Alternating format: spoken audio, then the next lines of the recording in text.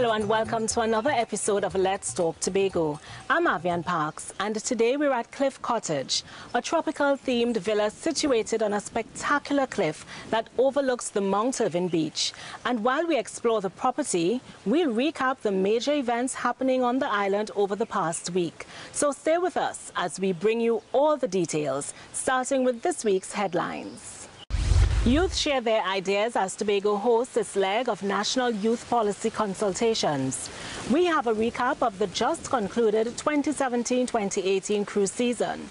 And later, local artist Tomley Roberts is on display at the Leve, the art, culture and fashion show.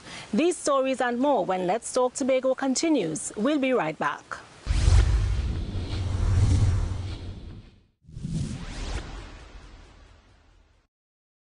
Thanks for staying with us. Cliff Cottage is a freshly decorated modern villa surrounded by lush tropical flora. It offers a picturesque view of the glorious afternoon sun and the Mt Irvine Bay below. Now, the next generation will provide our future leaders. That's why it's important that young Tobagonians have an input in policies that will impact their development in the years to come. They took up that opportunity when consultations for the National Youth Policy came to Tobago recently. Here's more. The planned National Youth Policy will impact the development of young people in Trinidad as well as Tobago for years to come. That's why Tobago's youth recently took the opportunity to share their views and ideas on youth development and youth empowerment. They attended the Tobago leg of the National Youth Policy Consultations. The National Youth Policy details the plans of the government of Trinidad and Tobago as it relates to youth development and all related matters. The goal of the consultations is to engage all stakeholders in obtaining input on key areas such as policy content, stakeholder requirements, objectives, and achievements, which will guide and inform the Ministry of Sport and Youth Affairs in the policy forming process. The young people were asked to speak openly about their expectations for youth development and the issues that are affecting them. All input will be considered before the policy is finalized. We're here to gather information, all right, on your expectations. What are your expectations for youth development in Tobago in particular and nationally by extension? Of course, we want you to share with us some of the current youth issues. What are the issues for young people today? Youth group representatives were not shy to share their views on how to move youth development forward. They would like to see more done to support the transition of young people in Tobago from school to the world of work. A lot of the youths of Tobago were confused about exactly what is this national youth policy. We do not feel as if a lot of the work that the ministry has been doing in Trinidad reaches the ambit of Tobago. I think that there's a lack of professional developmental skills in school, such as resume writing, doing taxes. We're more focused on passing CXC and GAPE, and we're not sure how to get into jobs. To educate someone is to give them the skills for them to apply it later on in life.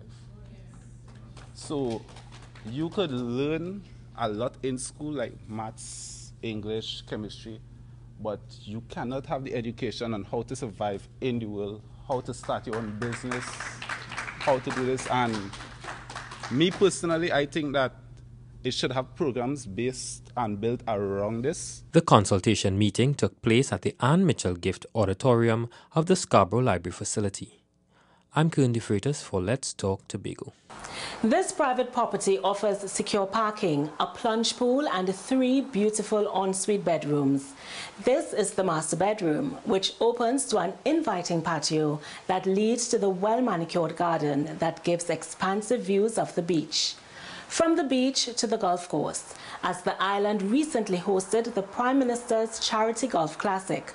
We have the results in this next report from Kern de Freitas. For many amateurs, getting in a round of golf is about fun, camaraderie, relaxation, and of course, the bragging rights. Add a weekend in Tobago and a great cause, and you've got the Prime Minister's Charity Golf Classic. The tournament has assisted several organizations and individuals over the years, from natural disaster relief to education. It's also donated funds to various charities in both Trinidad and Tobago. During the prize-giving ceremony for the event recently, the golfers and sponsors were reminded of their key social contributions via the sport. I think everybody must experience the greatness of golf, from building friendships to promoting corporate social responsibility, and last but certainly not least, to improving the lives of others in need. Over the years, the Prime Minister's Charity Golf Classic has been able to donate over $6 million to various children's homes, NGOs, and individuals. That is something you ought to be very proud of. The Classic goes beyond giving to those in need. In fact, this year's tournament also featured a Grow Box initiative. It's aimed at giving recipients the opportunity to plant their own crops and become self-sufficient. I want you to understand what is happening from the charity, what is happening, the work you all are helping us do. Instead of, although we're doing a lot of giving, so to speak, like the old saying, instead of giving people fishes, we want to teach them to fish. So these are the reasons why we have put our impetus this year and to continue. These are projects. For example, we believe that we will probably do 10 Grow Box projects by the end of the year. Who knows? That is the ideal we're looking for. And what would a golf tournament be without a prize-giving ceremony? This year, new winners were crowned. Finishing third was the pairing of Michael Charles and Mushtaq Sukur, sponsored by Action Millwright Services. Popular former national golfer Carlos Sexy Baines and his teammate Ram Logan Rupnarayan Singh were runners-up. They were sponsored by Logan Contracting. And the Scaffolding Manufacturers Limited sponsored pair of Johansson Singh and Dave Rajkumar hoisted the Prime Minister's Charity Golf Classic 2018 title. The tournament has been in existence since 1996.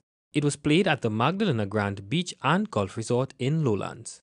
I'm Kern DeFreitas for Let's Talk Tobago. Cliff Cottage comes with a dedicated housekeeper who will happily cook up some mouth-watering local fare for visitors. And if you prefer to eat out, there's a selection of fine restaurants all within a 10-minute drive. While she was in Tobago enjoying the Prime Minister's Golf Classic, Let's Talk Tobago took the opportunity to catch up with Minister of Sports and Youth Affairs, Honorable Shamfa Kojo.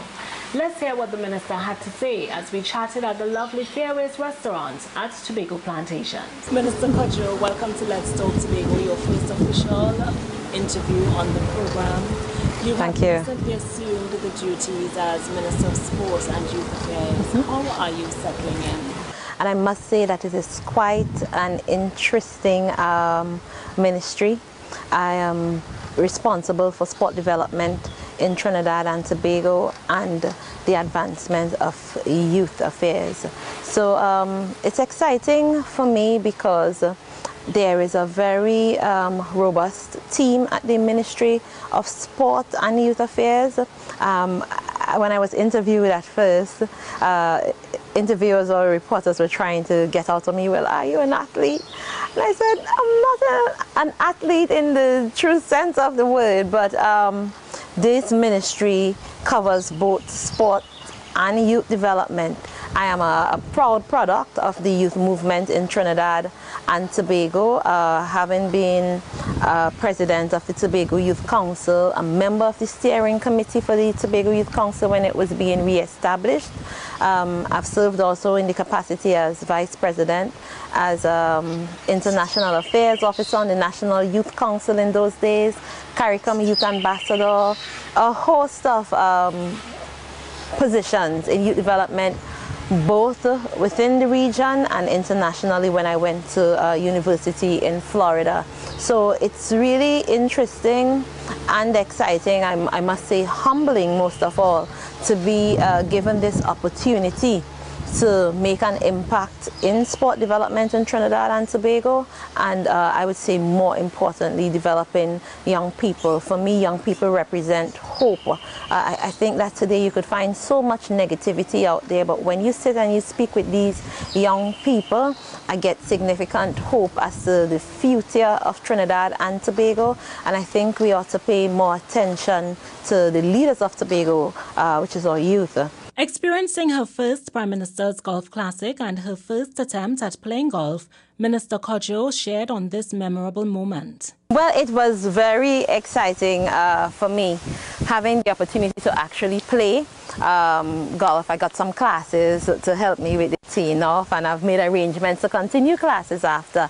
What I enjoyed about the golf course here at Mt Galena, because you know I'm from Bethel, I grew up close to Mt Irvine, which is an excellent golf course. Everybody speak about the glory of Mt Irvine's golf course all the time. But having the opportunity to see the different areas of Mt Galena, I find it brings home to me how scenic and fitting Tobago is for sport tourism, because at every hole you had a different backdrop, from the beach to the coconut trees, then you had water lilies in bloom, the birds chirping, the environment, the weather, everything was just so perfect. And I think that that is why people come back. But there are some of the golfers who are experiencing this for the 22nd time, and they keep on coming back to Trinidad and Tobago to experience year-round weather, year-round warm weather, right? And that is something that we take for granted. And it was just beautiful to see the golfers just bask in the glory of the beautiful environment and all that Tobago has to offer on this beautiful estate while they stayed at Mt Galena Hotel. So I think events like these would augur well and go far for help tourism in Tobago to go really, really far. So I look forward to more. Be joining them. I really hope. I really hope. I'm going to train, and once I am able to improve my skills to competition level, you better believe I'm going to compete. Yes? It's time for a break, but coming up next, we'll tell you about the recently concluded cruise ship season. Stay with us.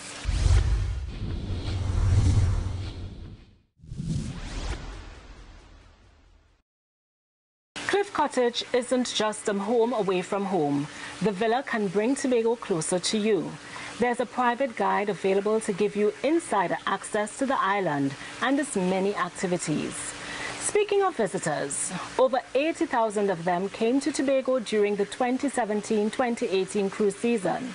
In this next story, Julia James gives us a recap of what's being described as a bumper cruise season. An increase in cruise ship arrivals contributed to a buzzing atmosphere in destination Tobago for the 2017-2018 cruise ship season, registering a total of 55 cruise calls. New vessel calls from ships like MV Britannia and MS Fantasia, alongside returning vessels Costa Magica, Crystal Serenity, and several others, brought some 80,000 passengers to the island. And that is double from last year. Last year we had 29 cruise calls with 23,000 passengers. The reason for the increase in cruise calls this year is the continued work of the division in attending these trade shows. And based on cruise lines which would have come before, right, the experience that their passengers had on the island, they would have chose to come back again.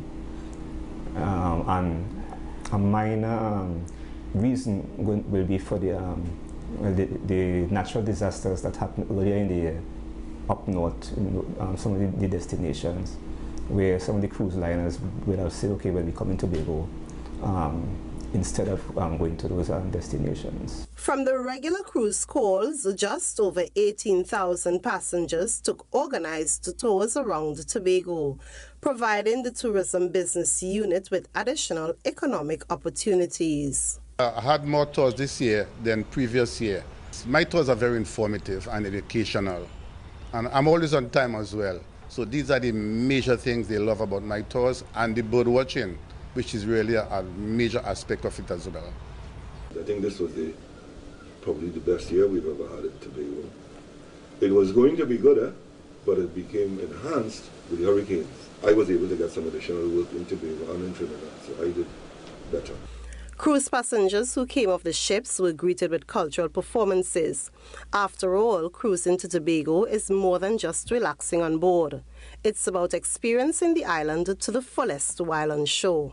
Visibly, it has been stimulating. So there's a particular essence of style that is very accommodating, is very welcoming, and because it's trapped against the sea and the naturalness of the capital of Tobago in this case, I think it has been able to work in many instances. The 2017-2018 cruise season has ended, and the Division of Tourism, Culture and Transportation, along with tourism stakeholders, look forward with enthusiasm to the next cruise season, which starts in October. From the Division of Tourism, Culture and Transportation, I'm Juliet James reporting for Let's Talk Tobago. Tobago is known for some of the Caribbean's most serene beaches that welcome laid-back visitors as well as those who are a bit more adventurous. In fact, Cliff Cottage is a 5-minute walk from Mt Irvine Beach, which is open to swimmers, snorkelers and surfers too. Staying with this ocean theme, Tobago recently hosted a program to ensure fishermen are safer when they go out to sea, and several communities benefited from this training, as you'll see in our next story. Take a look. In Palatovere, a quiet village on the north coast of the island, fishing is a major source of income for some families. So it isn't surprising that close to 20 fisher folk from that village completed the outboard engine repair and maintenance course. They're the first batch of participants to be certified.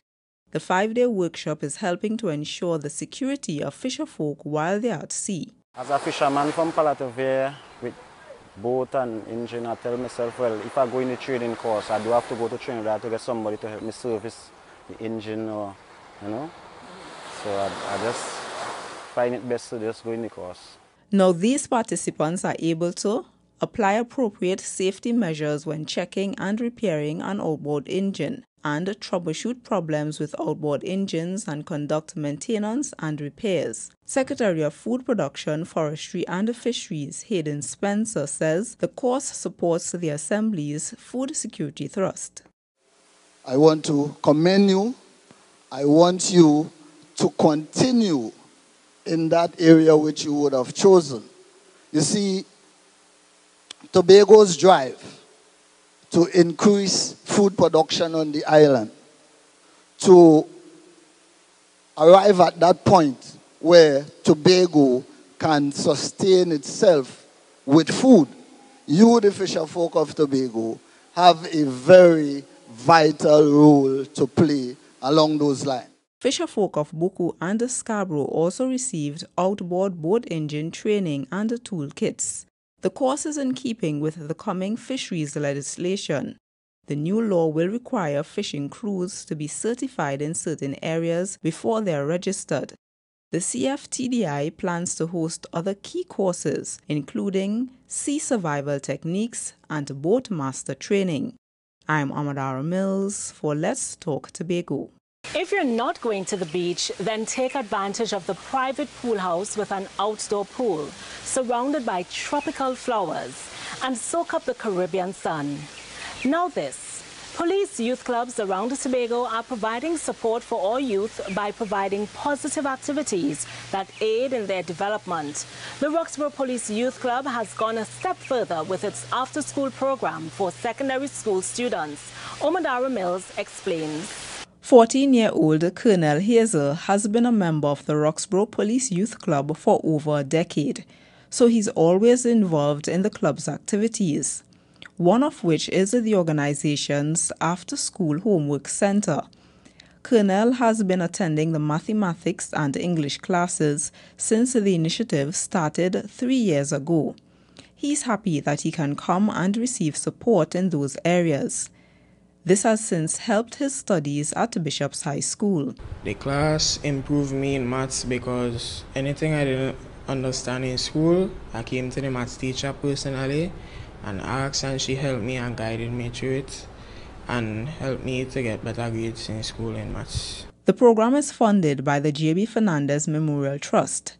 It focuses on improving the academic abilities of secondary school students in the areas of mathematics and English. Facilitator of the club, Collis Hazel, explains why those areas were chosen. We realize over the years these are two primary baseline subjects that are required by the workforce of Trinidad and Tobago, and therefore we want to be at the advantage for the students where they have another opportunity of learning English and maths outside of the school, of the classrooms at school. Mathematics tutor Cheryl Thomas has noticed improvements in the students' performance. Ms. Thomas says she encourages them to have confidence in their ability to do their best in the subject. Math is a very logical thing. It's very, to be able to do math, you have to know that you can do it, believe that you can do it, and apply yourself to it. You have to apply yourself. Very logical. So, yeah, I think that going forward, I would just hope that the students approach it with a positive mindset. The after-school classes are free. They're from Mondays to Thursdays and provide assistance for students from Forms 1 to 5. The goal is to ensure that these youths build a good academic foundation that contributes to their future. I'm Amadara Mills for Let's Talk Tobago. We've got to take a break, but coming up, we'll introduce you to some talented drummers who represented Tobago at the National Music Festival, all after these messages.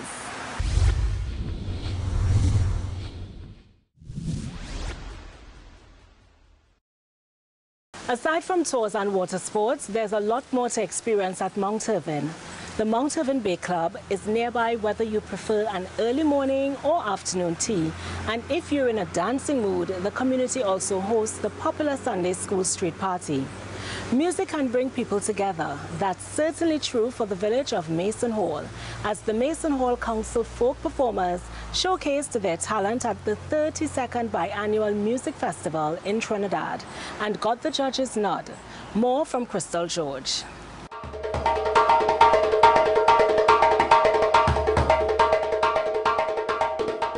Meet Tobago's most versatile drummer, Dominic Williams. Dominic is a tutor, arranger, and drummer extraordinaire. He's also the man behind Mason Hall's Village Council Folk Performers winning piece at this year's music festival in the drumming category. 20 years ago, Dominic was introduced to drumming by Mr. Wayne Guerra. He spent days and nights owning his craft. He says his trip to Africa brought his love to drumming full circle. It also led him to become a tutor. We visited in a village by the name of Barrow in Guinea, led by Mr. Amara Kante, along with Mr. Matadi. There we spent about 2.5 weeks in the village of Barrow, learning the traditions of the West African style of drumming. Preparing for music festival required 2 months of rigorous practice. Dominic drilled his 13-member squad, making sure the tone and songs were right, along with the other instruments used in the winning piece entitled Rhythm of Our Ancestors. Most persons would look at drumming as something where hands go up and hand come down. It's much, much more than that. You know, you see the drum, there are tones, and one has to be able to actually bring out these tones. And how do you do this? By technique. Technique is critical and very important, because each part of the drum has a different tone. It's both drumming and singing, you know, and percussion thing.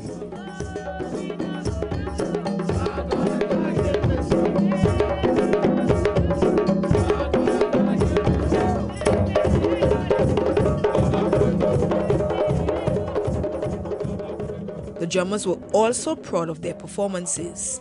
I was happy because we see that all the practice and thing paid off, and we get to see the other performances, how them style is, and we get to understand like how far we are from other people. And then when we perform, it was totally different from everything. It's like all the practices, we perform better than the practices. And it was a relief because, you know, after all that work we put in, you know, we had to get something out, something good had to come out of it. So it was like an extra accomplishment.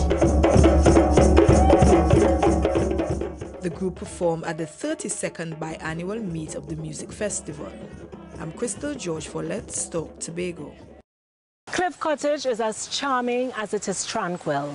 The structure blends Caribbean artistic design with modern style.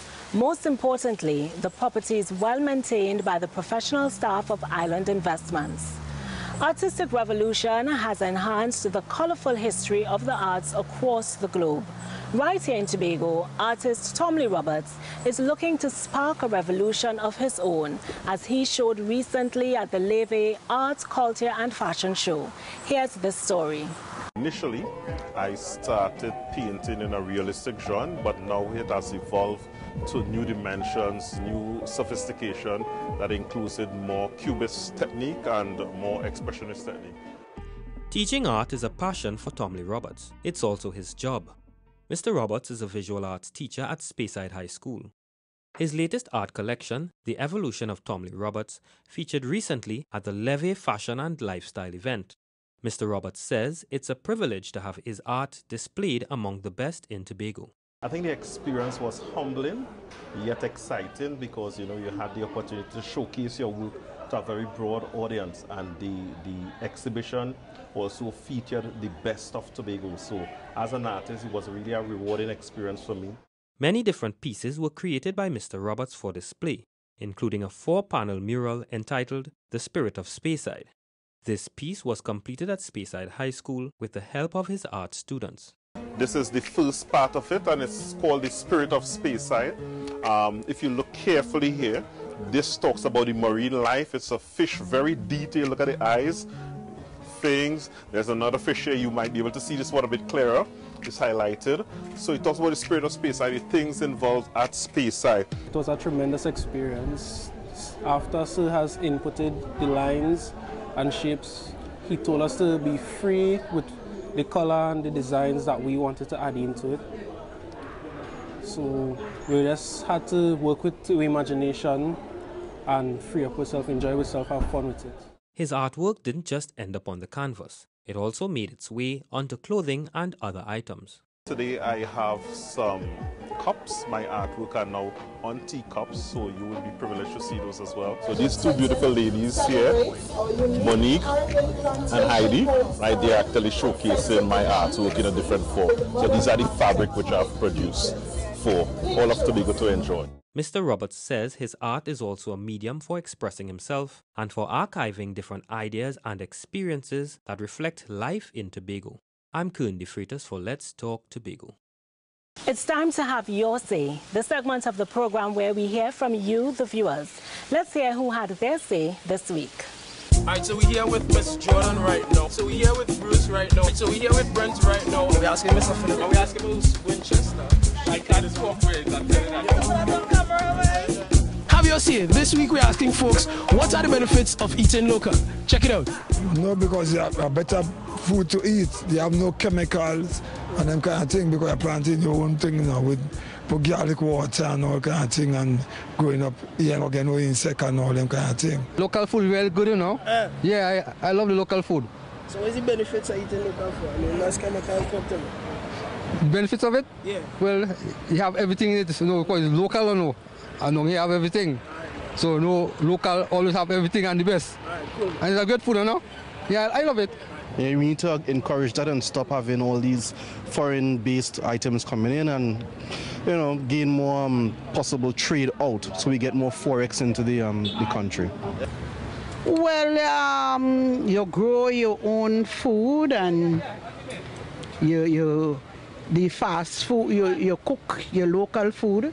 It's better than the fast food. Local is guaranteed a more secure way of eating food, because we doesn't use as much fertilizers and chemicals as international products. So I guess it's a healthier way to eat, right? Because it's naturally grown food we're talking about. Local food is the best.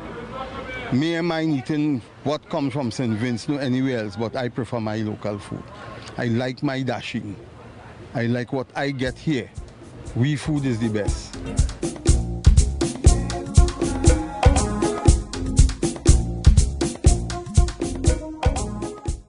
We close yet another edition of Let's Talk Tobago, and as always, we thank you for watching. Please email us with your comments or queries about the program, and be sure to visit our website, like our Office of the Chief Secretary Facebook page, and subscribe to our YouTube channel. From our house to yours, I'm Avian Parks, along with the Department of Information, Office of the Chief Secretary, Tobago House of Assembly, wishing you a safe and productive week.